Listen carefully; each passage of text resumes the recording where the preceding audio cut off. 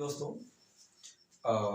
आज हम लोग इसके पहले वाले वीडियो में हम लोग पढ़ चुके हैं कि भारत की नागरिकता के बारे में जो है कौन कौन सा अनुच्छेद है जिसके अंतर्गत भारत की नागरिकता ले सकते हैं और कौन कौन से जो है कहाँ कहाँ पर आपको बताया जाएगा, कहाँ से हमारी नागरिकता मिलेगी, कहाँ से आपकी नागरिकता का हनन हो सकता है।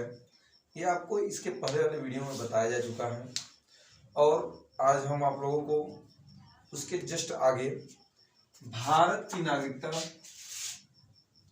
भारत की नागरिकता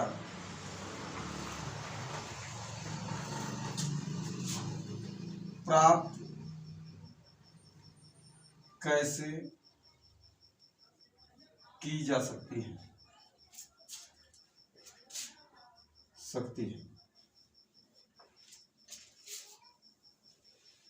इसके बारे में आपको बताया जाएगा इसमें। तो मित्रों देखिए, ये जो भी है आपको ये सब तो बताया जाएगा, लेकिन आप लोगों को भी कुछ ध्यान देना होगा कि जो हमारा ये चैनल है सुपर एग्जाम किक, इसको आप लोग ज़्यादा से ज़्यादा शेयर करें, लाइक करें, कमेंट करें, ताकि हम लोगों का भी हौसला बढ़ सके और आप लोगों को जो है ज़्यादा से ज़्यादा हम लोग वीडियो बनाकर आपको ज्ञान को बढ़ा सकें। हम आशा करते हैं कि आप लोग हमारे द्वारा जो भी शिक्षा दी जाती है उससे संतुष्ट होंगे। अब आगे देखते हैं हम लोग भारत की नागरिकता कैसे प्राप्त की जा सकती है। तो जब भारत का संविधान बना तो उस समय पहला चीज बताया गया कि जन्म के आधार पर ध्यान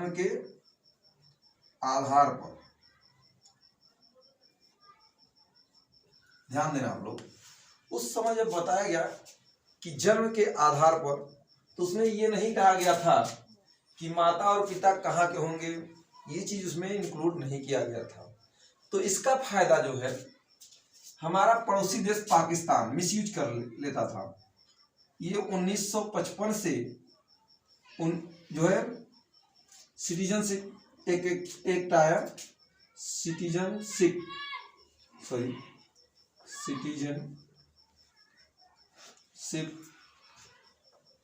एक्ट 1955 1955 में यह एक्ट आया और उसमें कहा गया कि आप जन्म के आधार पर भारत की नागरिकता को ग्रहण कर सकते हैं। तो इसका मिसयूज कर गया पाकिस्तान। कौन करता था? पाकिस्तान। अब हम एक बात आपको बता दें, आप लोग जानते हैं कि इस्लाम धर्म में 3 शादियां, कितनी? तीन शादियां जो है सही ठहराई गई है। और वहां पर क्या करते थे कि वहां के लोग जो है शादी के बाद जब पत्नी को पेट से हो जाती थी तो उसको कहते थे जाओ भारत में, और जब भारत में आते थे तो उस बच्चे का जन्म हो जाता था तो उसको नागरिकता भारत की मिल जाती थी। तो ये देखकर ये बहुत ही बड़ा मिसयूज इसका करने लगे कौन? पाकिस्तान के लोग। और वो लोग क्या करते, अपनी पत्नी को प्रेग्नेंट करते और छोड़ देते भारत में, और भारत में जब पैदा हो जाता बच्चा तो उसको नागरिकता भारत की मिल जाती थी। तो इतना मिसयूज किया उस समय। कब तक किया आप लोगों को बता दें, 1955 से 1986 तक। 1955 से 1986 तक। अब आप सोचो कि ससुरा खा रहे पाकिस्तान में और पैदा करने के लिए वहां पर सारा सिस्टम वहां हो रहा है और जन्म कहाँ ले रहा है? भारत में। ये गलत है कि नहीं है? और ये लोग आकर यहाँ जब जन्म देते तो भारत की नागरिकता ले लेते थे। तो इसको जब पकड़ा गया 1986 में, उन्होंने पाया कि यार ये तो पाकिस्तान वाले बहुत इसका मिसयूज कर रहे हैं। इसके बाद 1986 में पहला संशोधन कर दिया गया कि जो माता पिता होंगे, कौन? माता या पिता, कोई एक, चाहे माता भारत की रहेगी, इंडिया की होगी, चाहे पिता, दोनों में से एक अगर आपका भारत का निवासी है, रहवासी है, नागरिक है, तो उसको आप यहाँ भारत में जन्म लेगा तभी उसको नागरिकता दी जाएगी। यह 1986 में संशोधन किया गया, संशोधन करके बता दिया गया कि यह गलत है। अच्छा, हम आपसे पूछेंगे, थोड़ा सा ध्यान दीजिए, सानिया मिर्जा, सानिया मिर्जा ये कहाँ की नागरिक है? आप लोग बताएंगे सर ये इंडिया की है, हमारे भारत की नागरिक है, टेनिस स्टार भी है और जाना माना चेहरा है। तो सानिया मिर्जा जो है ये भारत की नागरिक है। कहाँ की नागरिक है? भारत की। अगर हम आपसे पूछ ले कि शोएब, इसका जो हस्बैंड है, पति शोएब मलिक, शोएब मलिक ये कहाँ का निवासी है? तो आप बताओगे कि हमारे दुश्मन देश पाकिस्तान का। इस तरफ पाकिस्तानी बहुत कमीने होते हैं, ये ध्यान देना। आप लोग थोड़ा सा इस पे ज्यादा इसको बढ़ा चढ़ा के मत सोचना। तो क्या हुआ, तो ये पाकिस्तान का है। अब बताओ आप, इससे जो बच्चा पैदा होगा वो भारत का होगा या पाकिस्तान का? यहां कंफ्यूजन आ रहा है नहीं आ रहा है? अब सोच कर देखो कि माता भारतीय है, पिता पाकिस्तानी है, तो ये कहाँ का होगा? अब हम कहते हैं अगर बच्चा जन्म गया पाकिस्तान में तो जन्म के आधार पे कहाँ की नागरिकता मिल जाएगी उसे? पाकिस्तान में। लेकिन क्या वो भारत का लेना चाहे तो ले सकता है? बिल्कुल ले सकता है।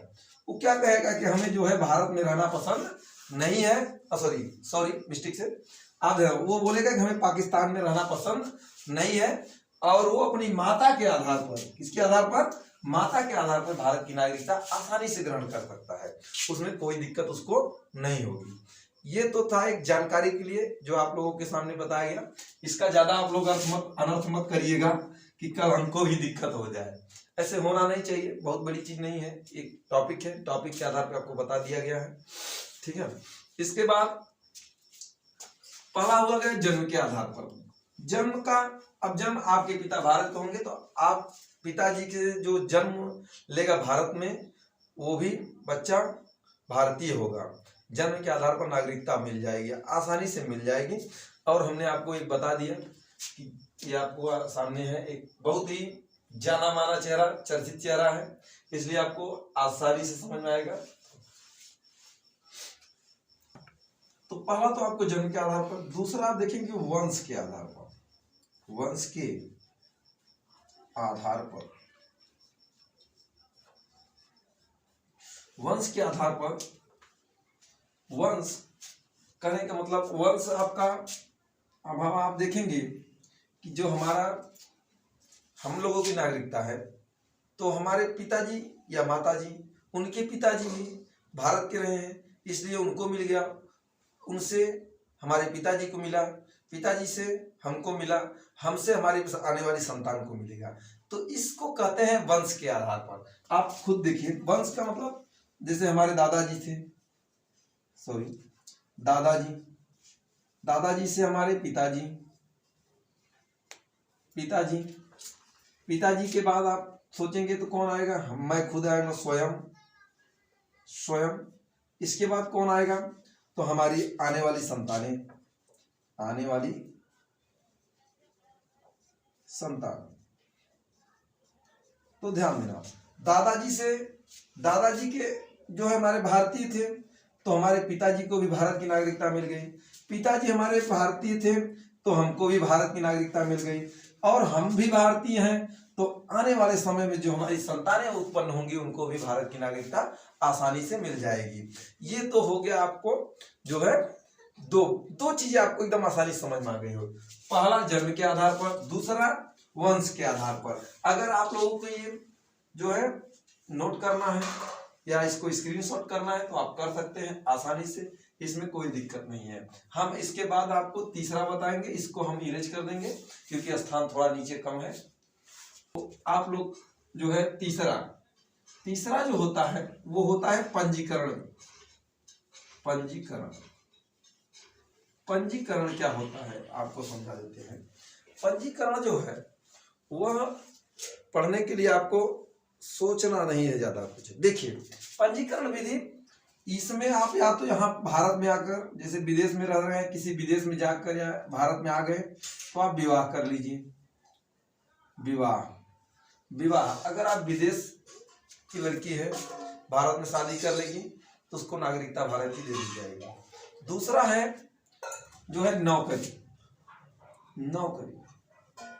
नौकरी आप लगातार 7 साल तक, कितने 7 साल तक विदेश से रहकर आए हैं, सॉरी विदेशी कोई आकर भारत में लगातार 7 साल तक भारत में रहता है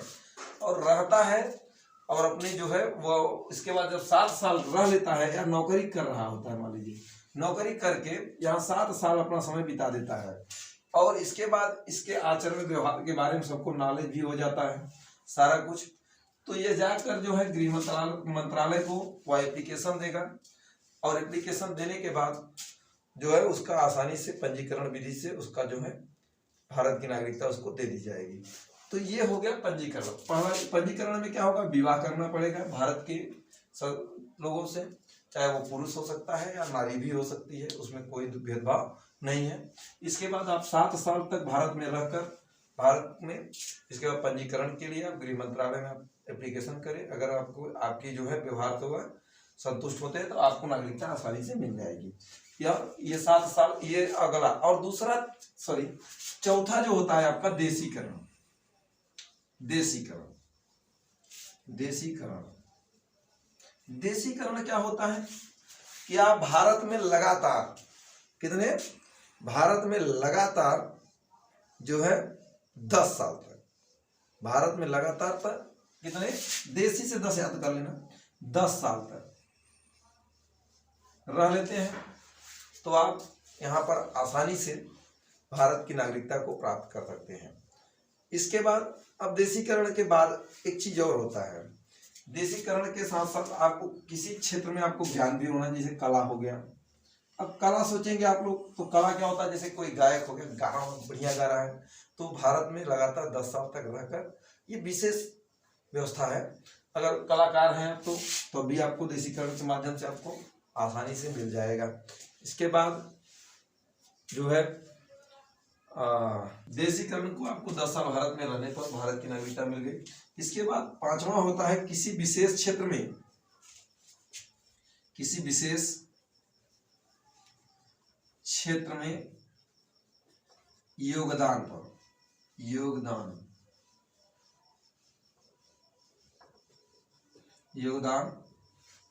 जैसे आपको अभी मैंने बताया कला, विज्ञान और साहित्य के क्षेत्र और साहित्य ध्यान देना आप लोग, किसी विशेष क्षेत्र के योगदान में रहेगा। अगर आप किसी विशेष क्षेत्र में, जैसे आप देखिए वैज्ञानिक लोग जो होते हैं वो अगर बहुत उत्कृष्ट काम कर दिए तो उनको विदेश लोग जो है आसानी से जो है उनको जो है दे देते हैं सिटीजनशिप, क्या ये हमारे यहाँ काम करिए, हमारे देश के लिए करिए, हमारे देश का नाम होगा, ऐसा। और कोई जैसे मान लीजिए गायक कलाकार हो गया, वो भी आकर भारत में रहने लगता है। आप लोग एक मूवी भी देखे हैं हम लोग, सरफरोश में आप लोग देखिए, जो गायक आकर रहता है वो पाकिस्तान से भारत की नागरिकता ले लेता है। इसके बाद वो कितना जो है गिरी हुई हरकत कर देता है, अंत में तो भारत की नागरिकता छीन ली जाती है। आप लोग उस मूवी को देखे ही होंगे। अब आपको हम बता देते हैं, ये तो हो गया 5 चीजें। 6वां एक और चीज है जो आप लोग बहुत ध्यान से समझो। 6वां जो है, आप लोग देखे होंगे कि सिक्किम को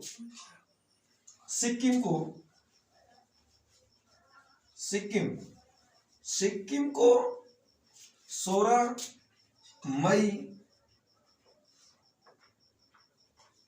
1976 को, तो आप ध्यान से सोचिए कि सिक्किम को 16 मई 1976 को भारत में जो है ले लिया गया। तो ये कौन सी भूमि होगी, ये होगी अर्जित भूमि। क्या होगी, अर्जित भूमि या अर्जित क्षेत्र, सॉरी भूमि की जगह लिख देते हैं क्षेत्र, अर्जित क्षेत्र। तो आप बताइए कि सिक्किम के जो है, सिक्किम को हम लोगों ने जो है अर्जित कर लिया या वो लोग हमारे साथ आ गए, तो वहां के जो नागरिक होंगे, नागरिक उनको नागरिकता कौन देगा, आप बताइए। तो आप सोच रहे होंगे सर ये क्या बात है। तो हम भैया उसकी जमीन को भारत में मिला रहे हैं, तो जो वहाँ के नागरिक होंगे उनको भी नागरिकता कहाँ की मिल जाएगी, भारत की। कहाँ की मिल जाएगी, भारत की। जैसे कब हम लोग मान लीजिए भारतीय सैनिक जो है उनको छूट दे दी गई और पीयूके को किसको, पीयूके को जीत लिया पाकिस्तान से या उसको ले लिया, तो ये पीयूके के जो नागरिक होंगे तब उनको नागरिकता देना पड़ेगा, नहीं देना पड़ेगा, देना पड़ेगा ना। बस उसी आधार पर हमको सिक्किम अर्जित भूमि के जो भी होगी, अर्जित क्षेत्र जो भी होंगे उनके नागरिकों को भी हमको जिस प्रकार भारत की भूमि कहा जाएगा उसी प्रकार वहां पे उपस्थित सभी नागरिक भी भारत के नागरिक होंगे। कहने का मतलब अर्जित भूमि से जो भी व्यक्ति रहेगा उसको भी नागरिकता भारत में दे दी जाएगी। इस तरह आपको जो है भारत की नागरिकता को प्राप्त करने की 6 विधियां हैं और हमने आपको बता दिया। पहला बताया आपको कि जन्म के आधार पर, दूसरा वंश के आधार पर, तीसरा पंजीकरण के आधार पर, चौथा जो है देशीकरण जो है, पांचवा किसी विशेष क्षेत्र में योगदान देने पर, छठवां जो है अर्जित भूमि के आधार पर भारत की नागरिकता आपको आसानी से मिल सकती है। अगर आप इसका जो है स्क्रीनशॉट लेना चाहते हैं तो आप इसको आसानी से ले लीजिए और इसको आप लोग जो है ये पक्का जान लीजिए, बहुत ही इंपॉर्टेंट टॉपिक है। इसको आप लोग जो है अपने नोट करिए और इसको याद करके रखिए। हम अगले जो है वीडियो में आपसे इससे रिलेटेड क्वेश्चन भी पूछेंगे और आप लोग कमेंट भी करिएगा। अगर आपको हमारा ये जो है वीडियो पसंद आए तो ज़्यादा से ज़्यादा लाइक करें, शेयर करें और हमारे चैनल को सब्सक्राइब भी करें। हम आप लोगों से यही अपेक्षा करते हैं। और इसके बाद एक बात और, आने वाले वीडियो में हम आपको बताएंगे जो है एनआरआई कैसे बनता है, कोई एनआरआई क्या होता है। इसके बाद जो है अभी नया जो आपका आया है जिसके लिए जो है बहुत उठापटक हुआ, एक था CAA सिटीजनशिप अमेंडमेंट एक्ट 2019। इसके बाद NRC जो था वह नेशनल रजिस्टर सिटीजनशिप जो है आपका। ये दो बहुत ही फेमस अमेंडमेंट आए हैं जो कि 2019 में आए हैं और इस पर ज़्यादा विवाद भी हुआ है।